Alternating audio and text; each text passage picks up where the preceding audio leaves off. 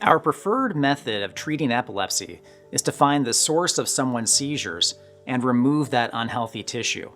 But sometimes that's not possible, like if the seizures are coming from an area too important to remove, like a language area or one responsible for movement. In these cases, our next best treatment is something called neuromodulation. With neuromodulation, we leave all brain tissue intact, but use small electrical pulses to stop seizures. In most cases, this won't cure someone's epilepsy, but it can significantly reduce how often someone has seizures. There are three main forms of neuromodulation: responsive neurostimulation, or RNS, deep brain stimulation, or DBS, and vagus nerve stimulation, or VNS. Responsive neurostimulation uses a small computer placed in the skull to constantly listen for signs of seizures and send electrical pulses to stop seizure-like activity when it senses it.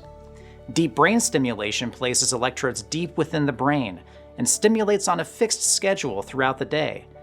Deep brain stimulation uses a battery pack placed in the chest, like a pacemaker for the heart.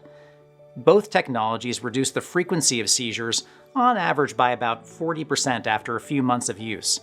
After several years with these devices, patients see an average reduction of seizures of 70% or more. Vagus nerve stimulation is different than the others and uses a small coil of wire placed around the vagus nerve in the neck, connected to a pacemaker in the chest, like the one used in DBS. There are no wires placed in the brain itself. VNS can also reduce the frequency of seizures, but likely at a lower rate than DBS or RNS. All of these surgeries, RNS, DBS, and VNS, have been shown to improve a patient's quality of life and lower the risk of sudden, unexpected death in epilepsy, or SUDEP. There are many factors that go into deciding which technology is best for a particular patient, and the best place to start is to see an epilepsy neurologist experienced in these techniques. Here at Brigham and Women's Hospital, we routinely implant these devices and are involved in cutting-edge research, advancing neuromodulation for epilepsy. If you'd like to learn more, please reach out to our Epilepsy Center here at Brigham and Women's Hospital.